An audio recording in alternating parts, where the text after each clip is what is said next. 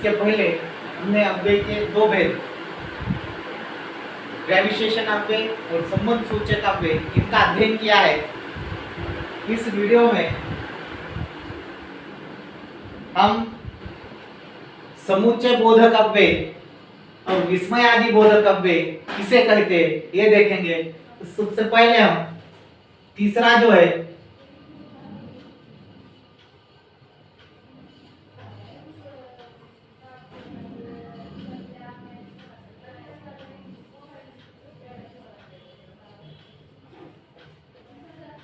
समुच्चय बोधक अव्यय किसे कहते हैं ये समझ लेंगे। अब ऐसे अव्यय जो दो शब्दों, वाक्यांशों तथा वाक्यों को जोड़ने का काम करते हैं उन्हें हम समुच्चय बोधक अव्यय कहते हैं। समझ में आता है? ऐसे अव्यय जो दो शब्दों, वाक्यांशों या वाक्यों को जोड़ने का काम करते हैं उन्हें हम समुच्चय बोधक अव्यय कहते हैं। इसको हम विस्तार से उदाहरण के साथ समझ लेंगे। दो शब्दों, दो वाक्यांशों को जोड़ने वाले, यानी कि रोहन और रमेश, ये दो वाक्य है, उसको जोड़ने का काम ये और शब्द करता है, इसलिए इसे हम समुच्चय बोधक अव्यय कहते हैं। दूसरा वाक्य है समय पर पढ़ाई करो अन्यथा पछताओगे।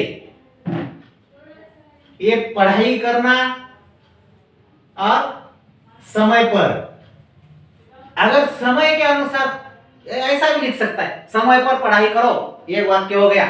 दूसरा हो गया पछताओगे, अन्यथा शब्द ने उसे जोड़ने का काम किया। इसके साथ इसे जोड़ने का ऐसे हो सकता है, समय पर पढ़ाई करो, वाक्य यहां पर खत्म होगा। रोहन रमेश का भाई है, वाक्य खत्म हो जाएगा। रमेश नाचता है, यहां पर एक वाक्य होता है, और रमेश गाता नहीं है, वहां पर अलग वाक्य होता है। लेकिन इन दोनों को जोड़ने का काम पर शब्द ने किया। इस दोनों वाक्यों को जोड़ने का काम अन्यथा ने किया। इन दोनों को जोड़ने का काम और इस शब्द ने किया। इसलिए इन शब्दों को हम यहाँ पर समुच्चय बोधक अव्यय कहते हैं। किंतु, परंतु, अथवा, अन्यथा इसलिए, क्योंकि, ये सारे शब्द जो है ये समुच्चय बोधक अव्यय में आते हैं। एक बात समझ लिया आपने, ऐसे अव्यय जो दो शब्दांशों, वाक्यांशों या वाक्यों को जोड़ने का काम करते हैं उन्हें हम संबंध सूचक अव्यय कहते हैं। यहां पर देखिए सूरज निकला, यहां पर वाक्य समाप्त हो सकता है, लेकिन प्रकाश नहीं फैला। इन दोनों को जोड़ने का काम इस शब्द ने किया, इसलिए लेकिन यह यहां पर समुच्चय बोधक अव्यय। मंगेश एवं गणेश खेल रहा है, मंगेश खेल रहा है, यह भी वाक्य हो सकता है। उसी के साथ दूसरा वाक्य गणेश खेल रहा है। इन दोनों को जोड़ने का काम एवं, ये समुच्चय बोधक अव्यय, ये समुच्चय बोधक अव्यय, ये समुच्चय बोधक अव्यय, ये समुच्चय बोधक अव्यय और ये समुच्चय बोधक अव्यय। नीता मूर्ख है लेकिन या परंतु उसकी बहन बुद्धिमान है। यहाँ पर नीता मूर्ख है अलग का वाक्य हो गया ये, और उसकी बुद्धिमान है बहन, ये वाक्य अलग हो गया। लेकिन इन दोनों को जोड़ने का काम परंतु नहीं किया। मंगेश खेल रहा है अलग हो गया, गणेश खेल रहा है अलग, लेकिन ये हमने उसे जोड़ने का काम किया। यहाँ पर ये समुच्चय बोधक अव्यय हो गया।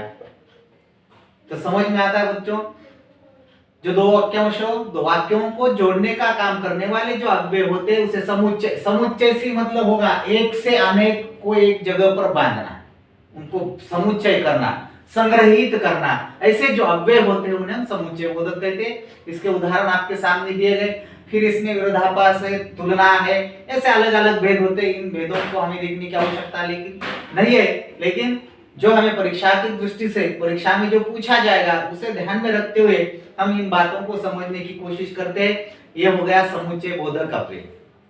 अब इसमें कोई परेशानी होगी ऐसा लगता नहीं है, तो दो शब्दांश, इसके उदाहरण हम देख सकते हैं।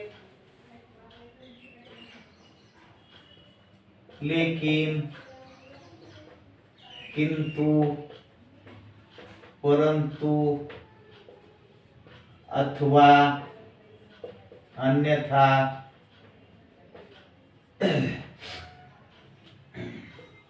इसलिए यहां पर दिए गए परंतु हो गया, लेकिन, एवं,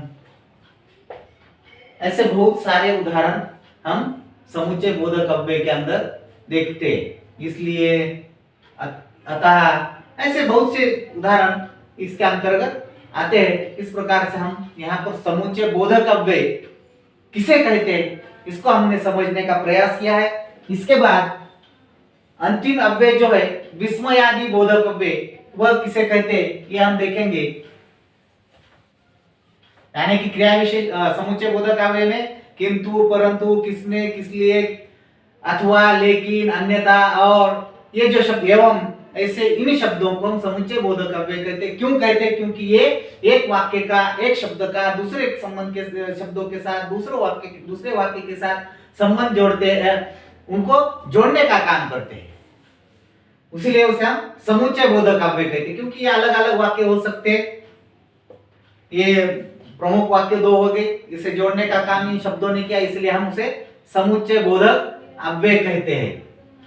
संबंध सूचक में हमने देखा था एक संज्ञा या सर्वनाम का संबंध दूसरे संज्ञा या सर्वनाम से जोड़ा जाता है, उसे संबंध सूचक कहते हैं। लेकिन यहाँ पर दो वाक्य, दो शब्दों को दूसरे दो शब्दों या वाक्यों से जोड़ने का काम किया जाता है, उसे समुच्चय बोधक अव्यय कहा जाता है। इस प्रकार से ये समुच्चय बोधक अव्यय, और जो अंतिम चौथा है वह है विस्मयादि बोधक अव्यय।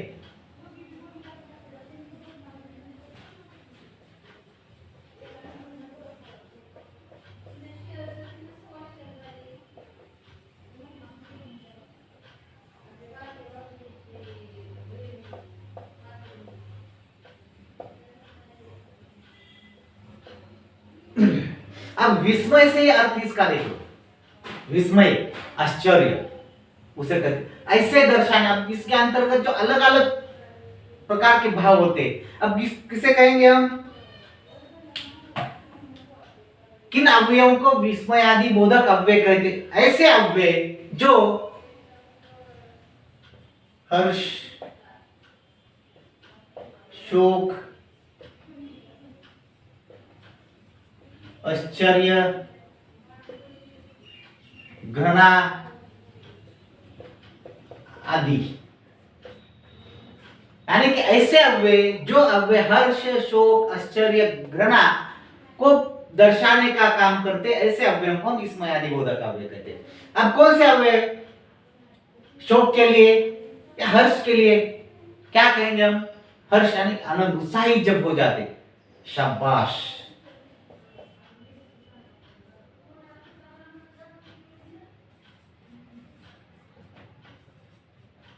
वाह वाह, शाबाश। शोक, अरे रे,